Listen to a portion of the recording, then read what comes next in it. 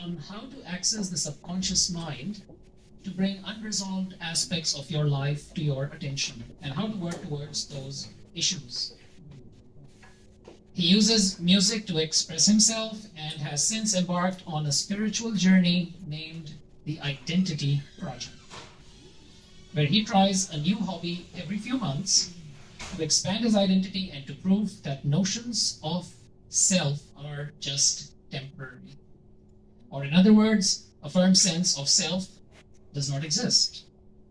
He's also a very generous soul. He's been helping out with organizing these events and including lending his amp. The speaker we have right now at the back is. So without further ado, please join me in welcoming Mazlow Trivedi.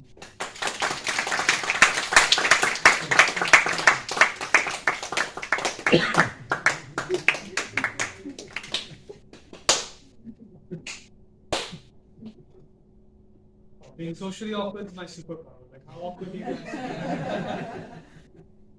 If you guys said nothing, it'd be more awkward.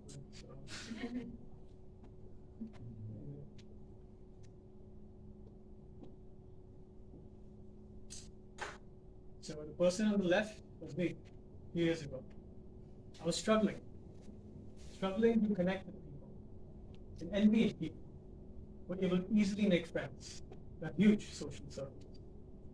To fill that void, I immersed myself in video games and became even more jealous because this video game characters also had huge social circles. Fast forward to now, I have an endless list of people to hang out with and am burned out from socializing. Being on both sides of the spectrum, realize neither is fulfilling. But abundance is always better than dearth. Anything in life can be given to you or can be taken away. But choice without selection, in this case, selecting your core people, a choice without selection is no choice. There was a lot of adventure and self-realization to make this transition happen. The first key component was asking myself the question, what? What does it take? What form or identity or sense of self do I need to be to attain this transition? I attained the answer in Hindu mythology, where I'm not religious, but the stories of gods, they take on different forms and sometimes blur the lines between being masculine and feminine by switching genders. We have temples in India that exhibit what we know as today LGBTQ+. I learned two things from this. Number one, identity is temporary. And two, human expression is a mix of masculine and feminine energies. While the hormones in our body play a role in how these traits exhibit themselves, I would say being a man, you do not have to be masculine, and being a woman, you do not have to be feminine. I answered the what. I asked myself, how? How would I make this work? I found the answer in the book Atomic Habits by James Clear. He talks about this concept called the power of identity, where you drop an identity from the real world, list down the actions of that identity, and repeat them over a period of time till it's ingrained in you. Which made me ask again, so how? Why? Why do this work? I came across Andrew Huberman's podcast on YouTube, who's a famous neuroscientist, and learned the concept of neuroplasticity, where he says, repeated actions with good focus and good sleep induces changes in your brain, the neural pathways of your brain.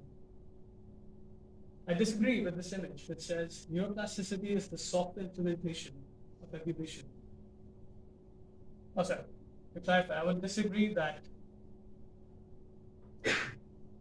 the neural pathways in our brain is the software. I would argue that's the hardware, and the philosophy or the ideas we fit in our brain is the software for us to induce those changes.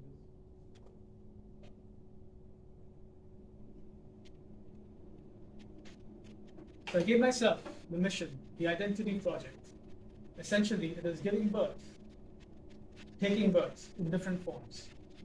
The first identity was the hiker, where I went on multi-day tramps, hung out with monks, went vegan.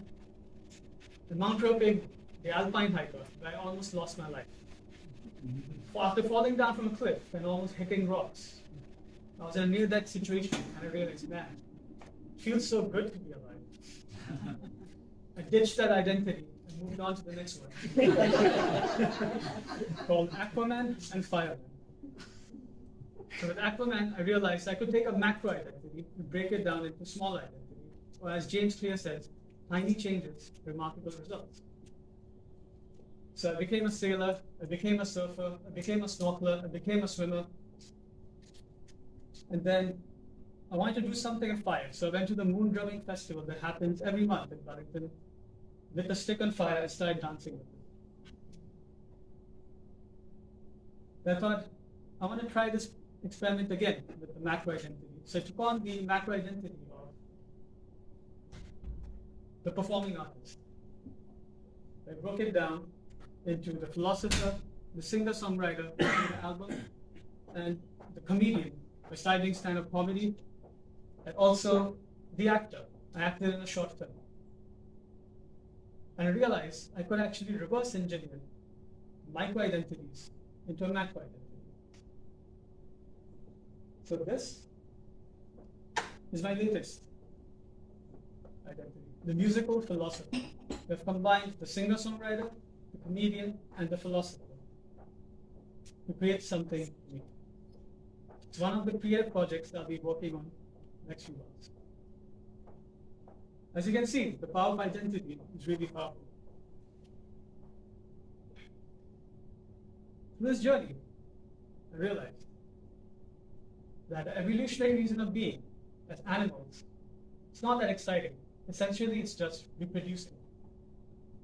The masculine, the sperm, the feminine, the egg, and the birth or the expression is a baby. But what does this mean once we go beyond that as humans? I'll do a live example in this room. And I would say the masculine is ideas, and the feminine is the manifestation, or how we interpret it. So in this case, the baby will be a song, and I'll take the ideas from all of you guys. So boys, tell me something happy that happened to you last week. So many things. Last week, so I started feeling a little settled into my new job that I've just started a few weeks ago. So I was feeling happy about that.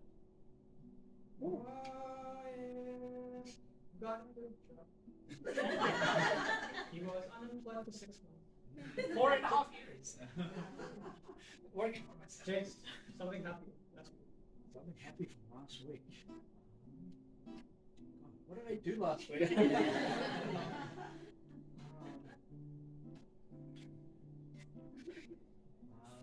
Hurricanes, Vaughn.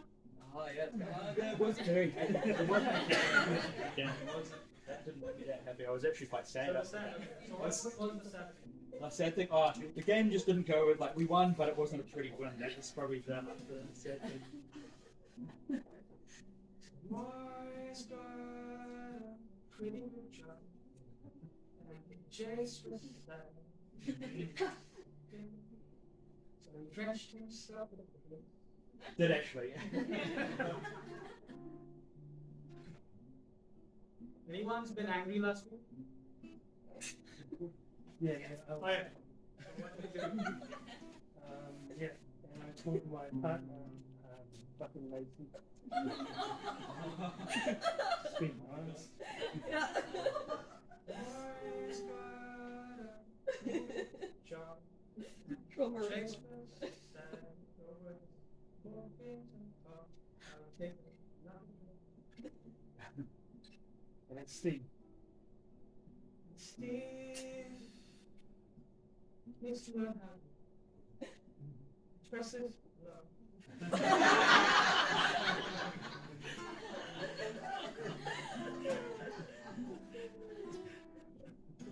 Thank you, everyone.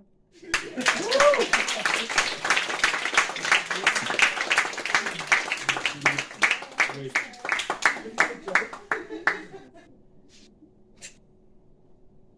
All right, question time again. Thanks for that. What's up? I enjoyed being part of this speech. My question for you is, while you're trying all these things out, what are you looking for? What are you hoping to find by trying all this stuff out? I'm curious about that, man. Basically proving to myself that identity is everything. It's a whole big world. Right? So many hobbies, so many activities, so many forms of taking part. Are you looking for something in particular to be like happy about? Oh no. You're just trying them all out. So okay, it's called. So this concept in psychology called Maslow's hierarchy of needs. Yeah. I think there's a pillar which says maxing out your potential. So doing everything that you can. So if I go and try everything, then I'm gonna keep trying things here. Is there anything else I can do? So it's more of a self-realization. Happiness, I'd say, I'm pretty content. Are you looking for anything particular? I learn new things every day, so that's the only thing that drives me. Curiosity. And that's how I made so many friends along the way. So I realized they can actually gain some mastery, and people look up to you, and that's then they want to talk to you. Yeah, thanks again for sharing. Yeah, interesting. So I would be interested just to know, so what did you really find out about yourself? Something like characteristics, traits that you didn't even know before it even existed in you? And were you If you know surprised? that every skill is learnable, time and effort. Some people take more time. I also did a psychology test finally, and I realized that maybe being an engineer, weirdly, I'm actually high in this trait called neuroplasticity, which is like emotional volatility. And naturally, that's why I was able to like create music and delve into art because it requires. Well, we're truly to put it. Like artists have to really feel and be like on that spectrum. But I took another test and it's actually gone down. So I've gotten better with emotional regulation. That's it.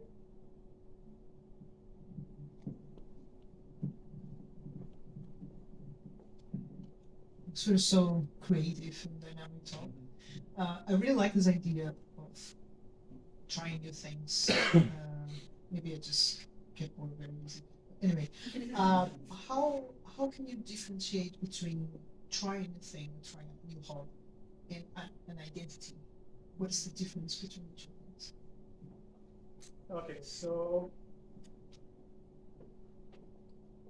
you could try something. There's a. If you just want to try a one-off thing, or like you want to try, say, for example, I meet people all the time. They say, "Hey, I'm a comedian outside of work. I'm a tramper."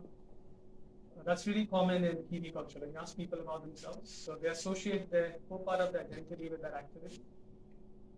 Whereas for me, I never saw things like that until like I started going on this journey myself. But for example, like if you take me to a chocolate factory, I don't see myself as whatever it's called, a chocolate connoisseur or a chocolate maker. So it would just be a one-off thing. Yeah, I mean, it's intentional. Like if you want to make it part of the identity, then yeah, you do it over a period of time and see if you actually like that's something you really enjoy doing. That's what I would say. Thank you. So, I guess the exploration looks very euphoric for you. My question is, do you ever stop on one thing? Like, are you excited by one thing and you decide to pursue it further? Going through all this experience, do you worry you might be not choosing at one? Did you get my question? So that's the thing. So I meet so many people here, and the word passion seems to be such a common word in Western society. I just want to find my passion, want to follow my passion. Follow your passion, and you don't have to work another day. I disagree with that. So it doesn't have to be that one thing. Like that's something I wanted to like go through and understand myself. People just lock themselves in like a hole, and you could be so much more. Okay, so yeah, I don't have that. Hi, thank you so much for your presentation and your song. That was really cool. I have a question about how you would define masculinity and femininity. And the second question to that is, does that tie into your understanding of Hindu mythology? If so, how? That's the whole hell of a question. I know this is going to come. So I don't have a deep, deep understanding of this. There's some books I'm actually meaning to read. It's called Masculine in Relationship, The Way of the Superior Man by David Taylor. So he explores like masculine feminine polarity and he separates the idea from gender. That's also what Hindu mythology you see all the God and stuff. There's no such thing as gender. So I don't have statistics, but what I can tell you is like after making a lot of female friends and male friends and hanging out with groups of female friends, groups of male friends, I noticed they behave really differently. And I did look into some psychological studies, how women handle and like how they exhibit antisocial behavior versus men. So the female friends I hang with, they won't like punch kick each other, but men tend to do that.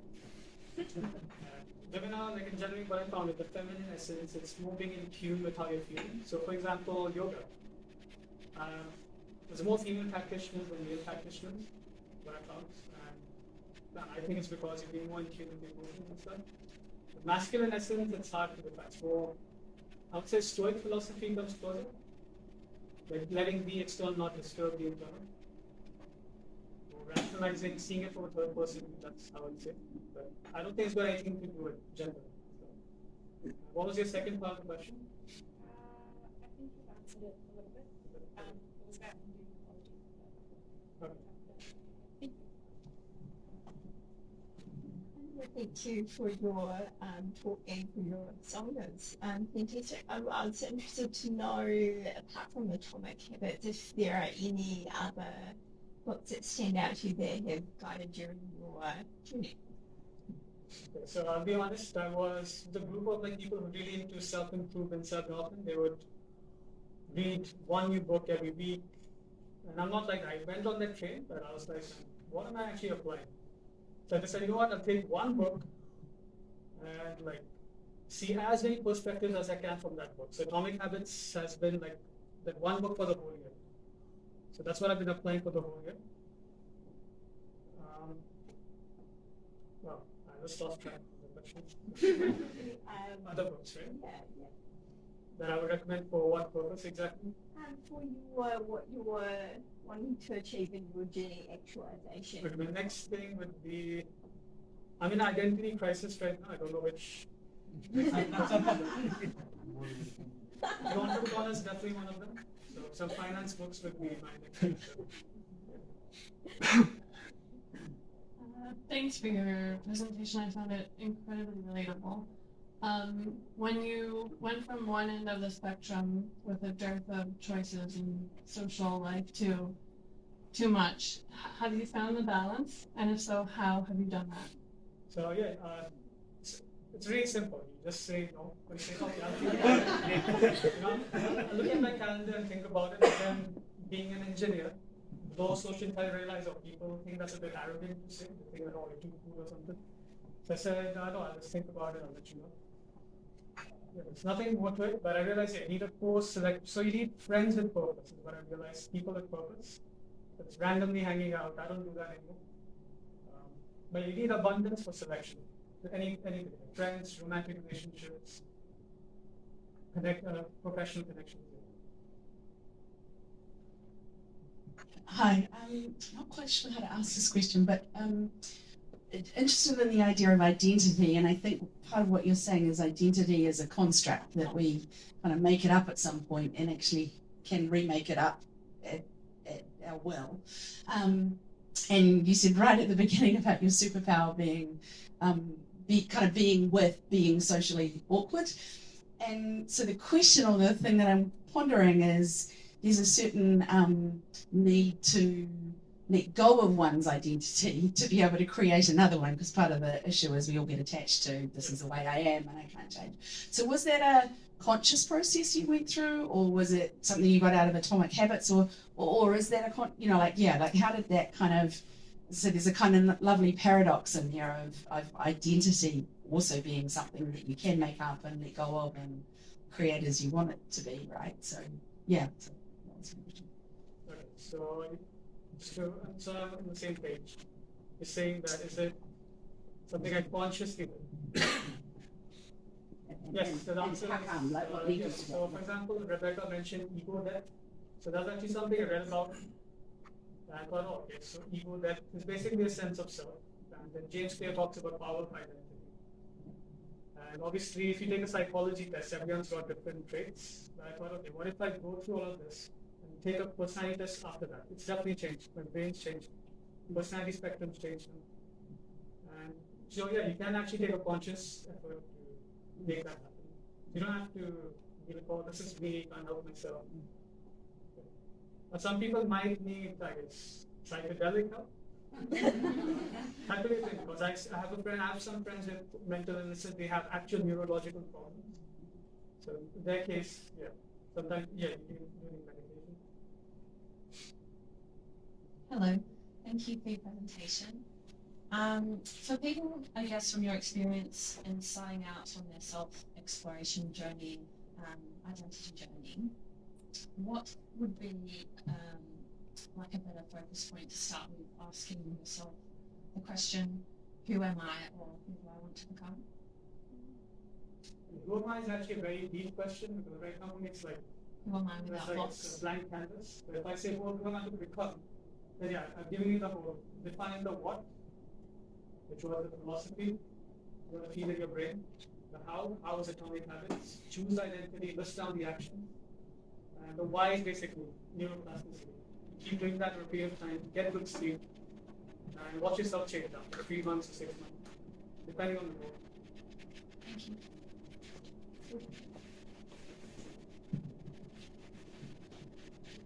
So we'll be here after we finish, so feel free to ask more questions. But thank you so much, what's up? That's been another